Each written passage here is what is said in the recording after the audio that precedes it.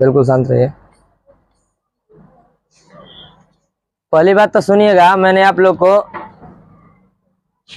लैंगिक जनन के बारे में पढ़ाया। लैंगिक जनन के बारे में मैंने आपको नर जनन तंत्र के बारे में पढ़ा दिया, लेकिन हल्का फुल्का जो है कि नर जनन तंत्र के बारे में फिर से मैं जानकारी आपको दे रहा हूँ। देखिए, नर जनन तंत्र की अगर बात करूं तो मैंने आपको बताया था कि पुरुषों में एक जोड़ा वृषण होता है। एक जोड़ा क्या होता है? वृषण। मैंने बताया था बच्चों की जो वृषण होता है वही प्राथमिक जनन अंग होता है, और महिलाओं का जो अंडाशय होता है वह महिलाओं में प्राथमिक जनन क्या होता है? अंग होता है। उसके बाद याद रखिएगा बच्चों, जो आप ये वृषण देख रहे हैं, वृषण आपको पता होगा बच्चों या नहीं पता होगा, मैं बता दूं, उदर गुहा के नीचे पाया जाता है। क्यों उदर गुहा के नीचे पाया जाता है बच्चों? क्योंकि हमारा बॉडी का तापमान जो होता है 37 डिग्री सेल्सियस होता है, और शुक्राणु का निर्माण बच्चों शरीर के तापमान से 2 से 3 डिग्री सेल्सियस कम पर होता है। इसीलिए जो वृषण होता है वह उदर गुहा के नीचे होता है, ठीक है कि, और उसका तापमान बच्चों 32 से 33 डिग्री सेल्सियस होता है, यानी कि शरीर के तापमान से क्या होता है? कम होता है। उसके बाद सुनिएगा बच्चों, ये जो आप वृषण देख रहे हैं इसमें कई चीजों का निर्माण होता है बच्चों, जैसे कि शुक्राणु का निर्माण। शुक्राणु का निर्माण कहाँ होता है? वृषण में। अगर बात किया जाएगा कि वृषण में होता है, लेकिन निर्माण करता कौन है, तो याद रखिएगा बच्चों, शुक्र जनन कोशिकाएं। शुक्र जनन कोशिकाएं किसके निर्माण करते हैं? शुक्राणु का। और इसी में बच्चों जब शुक्राणु बन रहा होता है तो उसको पोषण की भी जरूरत होती है, और शुक्राणु को बच्चों पोषण देने का काम करते हैं बच्चों सरटोली कोशिकाएं। कौन सी कोशिकाएं? सरटोली। उसके बाद बच्चों इसी वृषण में बच्चों अंतराली कोशिका भी पाई जाती है, और अंतराली कोशिका का काम होता है बच्चों टेस्टोस्टेरोन हार्मोन का निर्माण करना। टेस्टोस्टेरोन हार्मोन क्या होता है बच्चों? पुरुष में पुरुषों वाला लक्षण दिखे उसके लिए उत्तरदायी होता है टेस्टोस्टेरोन हार्मोन। टेस्टोस्टेरोन हार्मोन रहेगा तभी कोई किसी भी पुरुष को आप पुरुष कह सकते हैं, क्योंकि पुरुष वाले गुण आते हैं किसके वजह से? टेस्टोस्टेरोन हार्मोन के कारण वजह से। और टेस्टोस्टेरोन हार्मोन का निर्माण कौन करता है? अंतराली कोशिका। अंतराली कोशिका कहाँ पाई जाती है? वृषण में। कहाँ पाई जाती है? वृषण में। उसके बाद बच्चों ये आप जो देख रहे हैं, उसके बाद शुक्राणु यहाँ बनता है बच्चों, और उसके बाद शुक्राणु जो है, ये जो रास्ता देख रहे हैं, ये जो नलिका, इसका नाम है बच्चों शुक्रवाहक। क्या नाम है? शुक्रवाहक। और शुक्रवाहक से बच्चों जो शुक्राणु होता है आगे जाता है, यानी अधिवृषण से होते हुए ऊपर जाता है बच्चों, और उसके बाद उसी यानी शुक्राशय से होते हुए वह बच्चों पहुंच जाता है कहाँ पे? सबसे पहले बच्चों वो पहुंचता है प्रोस्टेट ग्रंथि के बाद। शुक्राणु पहले कहाँ पहुंचता है? प्रोस्टेट ग्रंथि के पास, और प्रोस्टेट ग्रंथि से बच्चों कुछ तरल को लेता है, कुछ लिक्विड को लेता है। उसके बाद बच्चों धीरे धीरे आगे बढ़ता हुआ वो चल जाता है बच्चों प्रोस्टेट ग्रंथि के बाद पहले पहुंचता है शुक्राशय ग्रंथि के पास। किसके पास? शुक्राशय। ये दोनों शुक्राशय ग्रंथि है, तो पहले शुक्राशय ग्रंथि के पास पहुंचेगा, वहां से कुछ तरल को लेगा, और उसके बाद बच्चों पहुंचता है प्रोस्टेट ग्रंथि के बाद, जिसकी संख्या 1 होती है, और प्रोस्टेट ग्रंथि से भी कुछ तरल को लेता है। और उसके बाद जैसे ही बच्चों आगे आता है, उसके बाद ये जो देख रहे हैं 2 भाग, यानी कि ये जो एक जोड़ा आप देख रहे हैं बच्चों, इसको कहते हैं काउरपस ग्रंथि, और वहां से काउरपस ग्रंथि से भी कुछ तरल को लेता है। तब जाके बच्चों यानी शुक्राशय ग्रंथि से, प्रोस्टेट ग्रंथि से और काउरपस ग्रंथि से, इन तीनों से बच्चों जब तरल ले लेता है ना, तब जाकर शुक्राणु का नाम जो है वीर्य होता है, सेमेन तब उसका नाम होता है। पहले उसका नाम केवल शुक्राणु होता है, और जब तीनों से बच्चों तरल ले लेता है तब उसका नाम वीर्य होता है, तब वह निषेचन करने योग्य हो जाता है। और ये बच्चों ये जो रास्ता देख रहे हैं बच्चों, इसका नाम है बच्चों मूत्र मार्ग।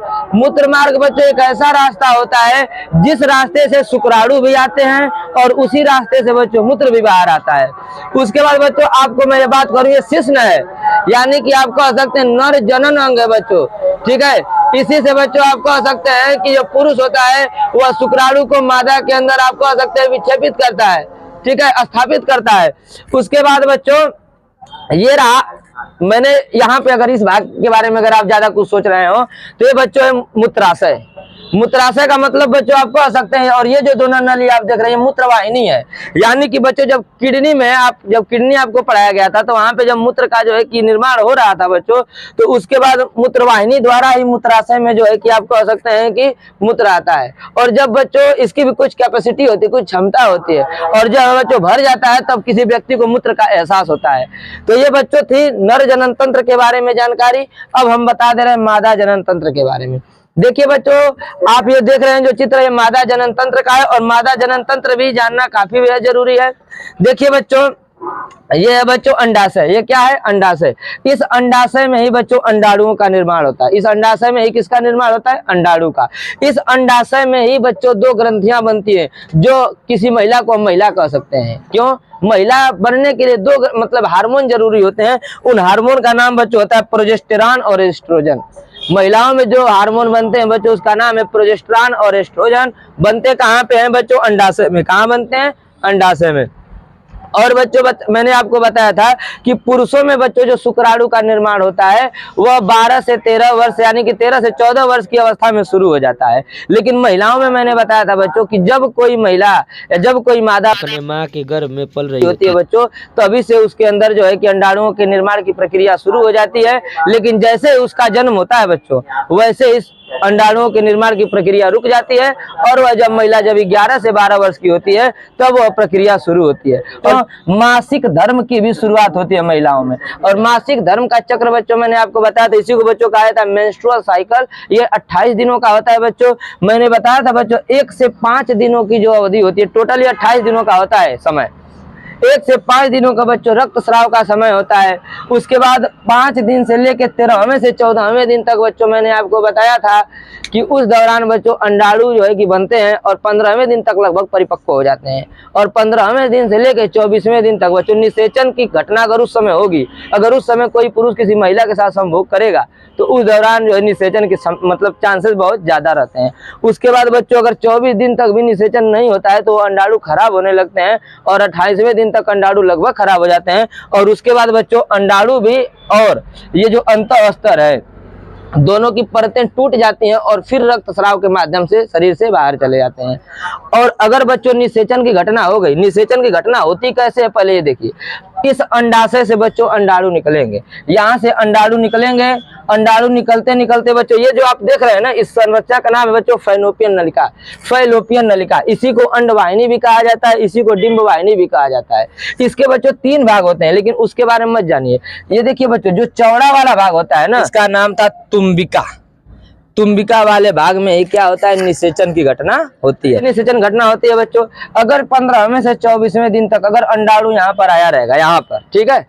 और उसके बाद उसी समय बच्चों अगर शुक्राणु किसी मादा के जनन अंग से होते हुए अगर जो है कि फैलोपियन नलिका में आ जाएंगे यानी कि अंडवाहिनी में आ जाएंगे, तो उस दौरान बच्चों 15वें से 24वें दिन तक यानी मासिक धर्म का जो 28 दिन था उसमें से 15वें से 24वें दिन के बीच में अगर जो है बच्चों शुक्राणु और अंडाणु अगर यहाँ पे मिल जाते हैं तो बच्चों निषेचन की घटना के चांसेस बहुत ज्यादा होते हैं। अगर यह निषेचन हो जाएगा बच्चों तो ये पहले देखिए दोनों पहले युग्मक थे, एक मादा युग्मक था और एक आप कह सकते हैं नर युग्मक था। लेकिन बच्चों जैसे ही मिल जाएंगे उसको गैमेट कहते हैं। जैसे ही दोनों गैमेट मिलेंगे वैसे जाइगोट बन जाएंगे यानी युग्मनज बन जाएंगे। दोनों मिलेंगे तो युग्मनज बनेंगे और वही युग्मनज बच्चों जाके गर्भाशय के अंतः स्तर पर चिपक जाएगा। अंतः स्तर पर क्या होगा? चिपक जाएगा, जो कि धीरे धीरे इसमें विभाजन होगा और भ्रूण बन जाएगा। और भ्रूण बच्चों धीरे धीरे 9 मंथ तक बड़ा होगा और 28वें दिन देखिए बच्चों जब भ्रूण बनेगा आप कह सकते हैं जब निषेचन होगा उससे 28वें दिन तक, ठीक है, आप कह सकते हैं सबसे पहले हृदय का निर्माण होता है और धड़कना भी शुरू कर देता है 28 दिन में। उसके बाद सबसे पहला अंग भी पूछ देता है, कभी कभी कौन सा बनता है? हृदय बनता है। उसके बाद बच्चों धीरे धीरे और भी अंग बनते हैं और 9 मंथ तक ये पूरी प्रक्रिया खत्म हो जाती है। और उसके बाद प्रसव के द्वारा जो शिशु पल रहा होता है माँ के गर्भ में वो बाहर आ जाता है। तो इस प्रकार से महिलाओं में निषेचन की घटना होती है। अंडाशय के बारे में याद रखिएगा, ये प्राथमिक जनन अंग है। और आपको बता दिया जाए कि पुरुष में बच्चों जो वृषण था वह प्राथमिक जनन अंग था। देखिए बच्चों जब महिलाओं में पहली बार मासिक धर्म आता है तो उसको हम लोग कहते हैं रजोदर्शन। और जब 45 वर्ष की उम्र में मासिक धर्म आना एकदम खत्म हो जाता है तो उसको बच्चों कहा जाता है रजोनी वृत्ति। क्या कहा जाता है? रजोनी वृत्ति। क्या कहा जाता है? रजोनी वृत्ति। तो इतना आपको जानकारी प्राप्त होनी चाहिए थी जितना कि मैंने बताया, और उम्मीद कर रहा हूं कि सबको समझ में भी आ गया होगा नर जनन अंग और मादा जनन अंग और निषेचन होता कैसे है। निषेचन की परिभाषा पूछ सकता है तो आप बताएंगे जब किसी पुरुष का शुक्राणु किसी मादा के जो है कि अंडाणु से मिलता है, संलयित होता है, उसी को क्या कहते हैं? निषेचन कहते हैं। क्या कहते हैं? और भी चीजें जो थी मैंने आपको लिखवा दिया है, ठीक है।